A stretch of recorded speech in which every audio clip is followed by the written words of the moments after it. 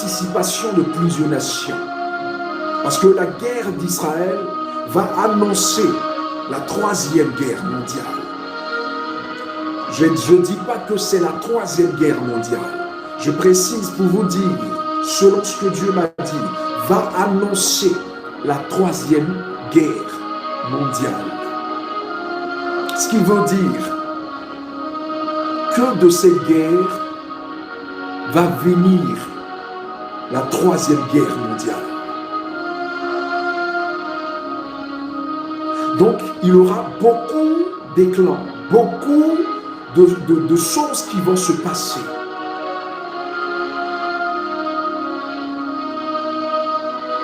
Il y aura plein de randales, plein d'événements, plein de randales, comme je l'ai dit, plein d'événements qui vont surprendre le monde. Parce qu'il y aura un bouleversement. L'Éternel m'a montré un réveil puissant. Mais ce réveil puissant sera précédé par un mouvement. Parce que le Seigneur va secouer la terre. J'ai vu le Seigneur secouer la terre. Est-ce que vous comprenez? J'ai vu l'Éternel, c'est comme je voyais la terre bouger. La terre bouger. Et quand la terre bougeait, les hommes sur la terre, vous voyez ça, la terre bougeait à gauche, à droite, les gens partaient à droite. La terre bougeait à gauche, le monde partait à gauche. Soyez pas étonnés, il y aura plusieurs secousses. Et selon la révélation que j'ai vue, le Seigneur n'a pas voulu me donner de date précise. Parce que ces choses-là sont tellement sensibles. Ça fait partie de son programme. Donc il ne veut pas que l'ennemi même puisse essayer de créer quelque chose. De même qu'il a dit à Jean dans le ciel, ce que tu as vu dernièrement, il a dit quoi? Ne l'écris pas. Il y a des choses que Dieu demande de ne pas écrire pour que ça soit gardé, caché, parce que ça sera terrible. Voici le verset et l'image. Comprenez que l'histoire de Jésus affirme beaucoup de prophéties de la fin des temps.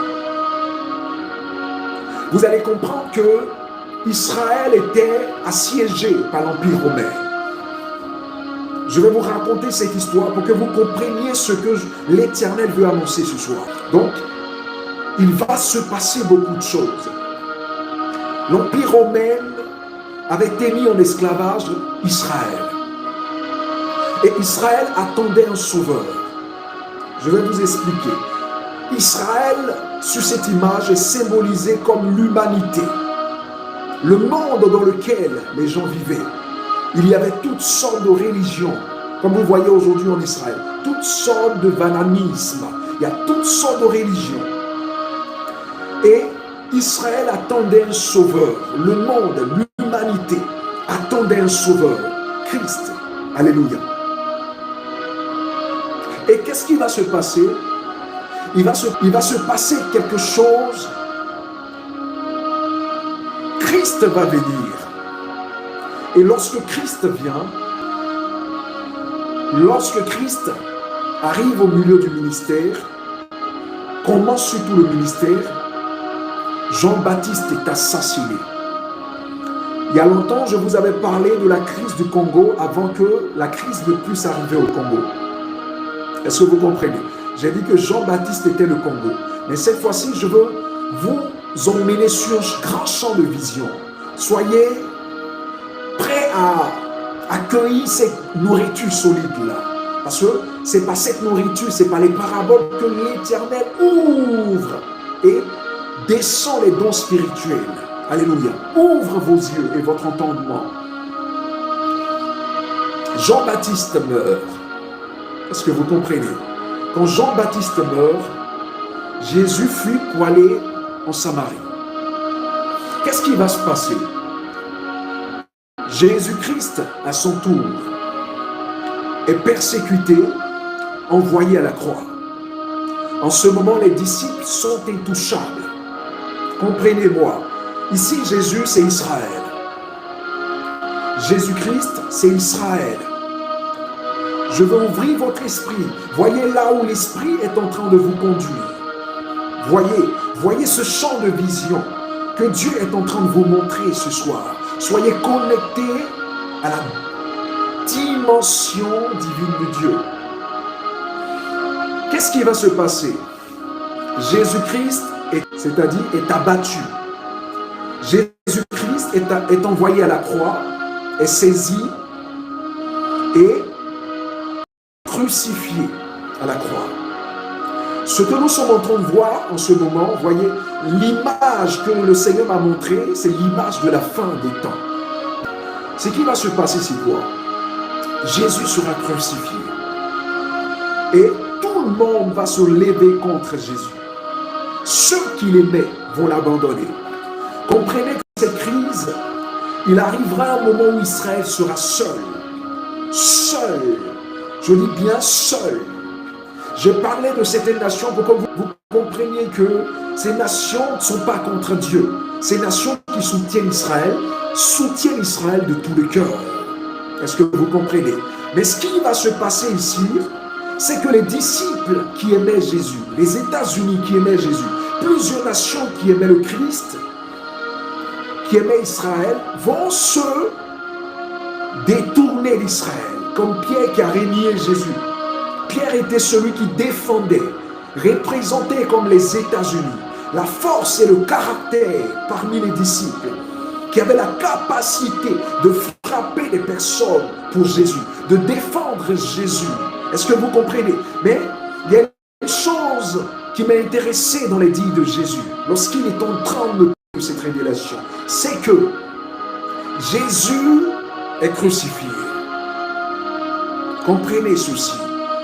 Il aura un bouleversement dans cette guerre. Mais cette guerre sera catastrophique. Est-ce que vous comprenez? Donc, cette guerre sera catastrophique. J'ai vu dans mon esprit une guerre gigantesque. Israël va connaître un temps d'abîme. Je suis en train de vous parler de là où Jésus était crucifié à la croix. Israël était crucifié à la croix. Israël était accusé, vous voyez, parce qu'ils sont en train d'utiliser la propagande pour utiliser beaucoup de nations à les soutenir dans leur élan. Et beaucoup de nations vont succomber, seront séduits durant ce moment-là. Israël sera abandonné. Vous comprenez? Jésus était abandonné à la croix, comme il me l'a dit. Il était seul. Il était seul. J'ai dit que les États-Unis seront à fond dans leur élan. Vous voyez, ils seront à fond dans leur élan. Certaines nations seront à fond dans leur élan. Mais le seul qui a pu le défendre jusqu'à la fin, c'est le brigand qu'il ne connaissait pas. Vous voyez cet élan de souffrance, le Seigneur m'a dit, est ce que Israël va expérimenter. Ce que Israël va connaître. Ce que l'Église va connaître. Parce que beaucoup vont pleurer pour Israël, qui sera sans secours aux yeux des nations. Étant même en train d'agoniser à la croix, Israël était lapidé, Israël était humilié. Tu dis, tu es le roi des Juifs, tu dis, tu es Dieu, ressuscite et on verra. Tu dis, tu es la nation choisie de Dieu, tu dis que ton Dieu est vivant. Les gens vont se dresser contre le Dieu d'Israël. Israël sera sans secours, frère. J'ai vu cela. J'ai vu cela. C'est là où Jésus avait l'impression que Dieu l'avait abandonné. C'est là où Jésus avait l'impression qu'il était seul. Elle va demander de l'aide. Les gens vont lui refuser. C'est ce qui a commencé. Je vous l'avais dit. L'ONU qui refuse de comprendre la vérité, la réalité d'Israël. L'ONU qui refuse de compatir. Le président de l'ONU qui vient dire qu'Israël est coupable. Ça, c'est le début. Elle sera attaquée des nations telles que la Russie ne va plus se cacher, l'Iran ne va plus se cacher, mais aucune personne ne lèvera pour Israël. Vous allez voir une injustice telle que vous n'en avez jamais vue.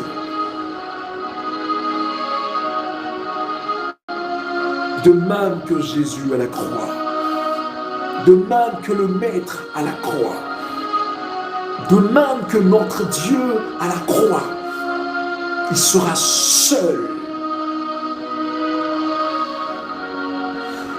Mais il se passera quelque chose d'unique. Est-ce que vous voyez? Il se passera quelque chose de puissant. Est-ce que vous voyez? Durant ce moment, il aura beaucoup de secousses. Pourquoi? Parce que l'Éternel aime Israël. Et comme on a senti que le cœur de l'Éternel est meurtri, l'Éternel va créer plusieurs mouvements dans les nations. Comprenez ceci, je dois parler à la Russie. J'ai vu un tremblement de terre au sein de la Russie. Un tremblement de terre en Russie. Je veux être précis, Saint-Esprit, dans ce que tu m'as dit, que je n'ajoute rien, que je ne retranche rien. Il y aura un tremblement de terre. Et j'ai vu plusieurs phénomènes dans les nations. Ça a déjà commencé dans les nations. Vous voyez les inondations qui ont commencé en France. Voilà, vous voyez des phénomènes qui ont commencé à l'Éternel a mal. Alors, il va se passer des phénomènes très terribles. Pourquoi? Parce que l'Éternel Jésus va crier Élie, Élie, et lama sabachthani. Père, Père, pourquoi m'as-tu abandonné? C'est là où les larmes de Jésus coulent. C'est là où les larmes de Dieu coulent pour sa nation. C'est là où les larmes de Jésus coulent. Mais il y a une chose dont vous devez vous rappeler. Avant de monter à la croix, lorsque les gens pleuraient pour lui, il a dit, ne pleurez pas pour moi, Israël. Pleure pour toi, pleure pour tes prophètes. Car les gens t'anéantiront. Tu connaîtras pire. Pleure pour toi. Pleure pour toi. J'ai dit que Israël était symbolisé dans cette image par le monde. Alors ce que l'humanité ne sait pas, c'est que quand Israël est touché, l'humanité est touchée. Il dit, ne pleurez pas pour moi, Israël. Moi, Israël, ne pleurez pas pour moi. Puisque ici, Jésus est représenté par Israël et la nation d'Israël, par l'humanité. Il dit, pleurez pour vous, humanité. Parce que si moi, le bois frais, je suis en train de traverser cette injustice, sachez que vous en connaîtrez plus pire. Voyez comment le Christ est en train de décortiquer certaines choses. Lorsque je l'admirais en train de me révéler ces révélations. Quand il va crier, il aura maintenant ensuite un tremblement de terre. Après le temps de silence. Est-ce que vous comprenez? Il aura un tremblement de terre. On dit les ténèbres vont descendre sur la terre. Donc ce qui veut dire il aura des phénomènes terribles avant le réveil. C'est avant sa résurrection. Donc il aura des phénomènes terribles avant toi d'Israël. J'aimerais que vous reteniez cela. Les l'an 2023-2024, il aura des phénomènes terribles sur la terre. Et j'ai vu aussi la Chine être frappée par un virus. La Chine être frappée par un autre virus. Il y aura des phénomènes tels qu'on n'en a jamais vu. Mais retenez que Israël sera vainqueur. Israélien sera vainqueur. Alléluia. Donc il y aura beaucoup de phénomènes. Beaucoup de phénomènes. Je ne dis pas seulement en Europe. Beaucoup de phénomènes, surtout dans les nations qui ont décidé de soutenir et d'autres nations qui accompagneront ceux qui ont soutenu ces nations-là. Benjamin, dans l'info en grand, mais que se passe-t-il en Chine? On note une hausse mystérieuse des cas de pneumopathie, surtout chez les enfants, et ça nous rappelle forcément un refrain, celui du Covid, de la pandémie mondiale. Alors, est-ce que vous avez des informations et est-ce qu'on peut vraiment comparer ces deux situations? Alors, en termes d'image, on a ce que nous diffuse la télévision d'État chinoise. Et ce qu'on peut voir, alors c'est le principal hôpital pédiatrique de Pékin. Et ce qu'on voit, voilà, c'est un hôpital pris d'assaut, des salles d'attente complètement pleines à craquer. Tout le monde, absolument, vous l'aurez noté, porte le masque. Les chiffres donnés sur cet hôpital par la radio nationale chinoise, 7000 patients par jour, ce qui d'après la radio excède largement les capacités de cet hôpital. Ce qu'on voit aussi, ce sont des patients. Alors que nous montre la télévision chinoise de ces symptômes? On voit des enfants être pris en charge avec des scanners thoraciques, on voit aussi des prises de sang, mais les symptômes qui nous sont montrés, comme celui de cette jeune fille, la maman parle pour l'instant simplement de fièvre et de toux. On ne voit pas de patient pour l'instant dans un état grave, par exemple. Ce qu'on sait, d'après les médias chinois, c'est que tout cela serait pour l'instant circonscrit à une région ici, autour de Pékin, mais aussi la province ici de Liaoning. Et on a eu nos premiers chiffres. C'est notre correspondante d'ailleurs tout à l'heure sur place qui nous les donne. 37 000 cas de maladies infectieuses. Vous voyez que ça reste assez vaste. Plus 150% que la semaine précédente. Mais en réalité, ce ne sont pas les chiffres qui ont un peu semé la panique entre guillemets dans le monde, mais c'est l'alerte de l'OMS qui a mis tous les mots qui rappellent, vous allez voir, le Covid. Le 22 novembre, donc c'était mercredi, l'OMS a adressé une demande officielle à la Chine pour obtenir des informations détaillées sur une augmentation des maladies respiratoires et des foyers de pneumonie signalés chez les enfants. La réponse a été quand même rapide des autorités chinoises, puisque dès hier, l'OMS nous dit, les autorités chinoises ont indiqué qu'aucun pathogène nouveau ou inhabituel n'avait été détecté, pas plus que de signes cliniques inhabituels, seulement une hausse générale du nombre de cas qu'on connaît d'habitude. Alors, si on met tout bout à bout, Chine, pneumonie, annonce de communication rassurante et chiffres parcellaires, c'est les ingrédients qu'on avait déjà un peu connus à Wuhan. Je vous remonte juste ce que disaient les autorités chinoises à l'OMS le 5 janvier, alors que l'épidémie courait depuis 1 mois et demi. Le 5 janvier, les autorités chinoises disaient qu'il n'y avait aucune preuve de la transmission d'humain à humain et aucun travailleur médical n'avait été infecté. Le premier cas français intervenait le 24 janvier, 19 jours plus tard, et c'est sans doute avec ces éléments en tête qu'il faut lire la déclaration du ministre de la Santé, Aurélien Rousseau. Rappelons l'impératif de transparence, notamment sur ce qui se passe en Chine. Et je vois bien que nous sommes à la bonne distance du mètre et demi, vous et moi, Benjamin, mais c'est évident que ça rappelle cette épidémie mondiale. Alors que disent les experts en France notamment? Alors, on va déjà prendre l'OMS. Parce que l'OMS était déjà pointé du doigt, souvenez-vous, en 2020, pour avoir mis un peu de temps, pour avoir peut-être un peu ménagé les autorités chinoises. L'OMS, cette fois, affirme qu'elle est vraiment au plus près de ce qui se passe. Depuis mi-octobre, en fait, l'OMS surveille les données du système de surveillance chinois. Que disent donc les experts de l'OMS? Eh bien, la théorie qui prime pour l'instant, c'est celle du cocktail de plusieurs maladies, avec un point d'interrogation quand même. On écoute Sylvie Briand sur notre antenne ce matin. Elle nous confirme qu'il s'agit effectivement d'épidémies liées à des virus respiratoires qui circulent d'habitude à cette saison, plus certaines bactéries comme la bactérie mycoplasme, qui est une bactérie qui se soigne assez bien avec des antibiotiques. Le problème, c'est ce qu'on essaye de savoir maintenant, c'est le taux de résistance de cette bactérie aux antibiotiques usuels qui sont en général préconisés pour cette maladie. Si vous ne la connaissez pas, la voici, la bactérie Mycoplasma pneumoniae pour son nom scientifique. Ça ressemble à ça et donc toute la question est de savoir est-ce qu'une résistance s'est développée en Chine. L'autre grand élément d'explication, c'est ce qu'on appelle la dette Covid. Certains disent la dette de rattrapage. C'est par exemple ce que nous explique tout à l'heure Bruno Limia, notre virologue français, qui explique qu'en fait, les Chinois n'ont tout simplement pas rencontré d'agents pathogènes depuis un très long moment. On écoute.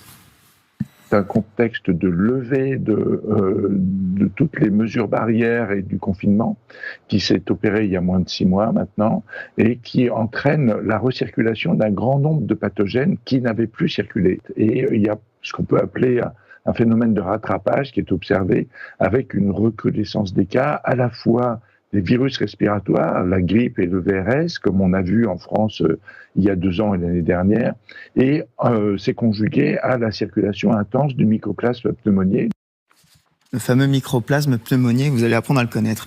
Et puis il y a une autre thèse, celle de Dominique Costagliola, épidémiologiste française, qui dit qu'en fait, le fait d'avoir le Covid aurait pu abaisser notre capacité immunitaire, nous affaiblir. L'idée que les infections répétées par le SARS-CoV-2, donc le Covid-19, affaiblissent le système immunitaire, c'est une hypothèse crédible. Donc vous avez un peu la possibilité de plusieurs explications, sachant que tous les experts que j'ai lus ou qu'on a consultés nous disent tous, pas de panique, c'est un agent qu'on connaît, ce n'est pas un agent pathogène nouveau à l'heure qu'il est. Mais oui, c'est vrai, mais enfin bon, pour l'instant on parle de la Chine et la France, alors Benjamin.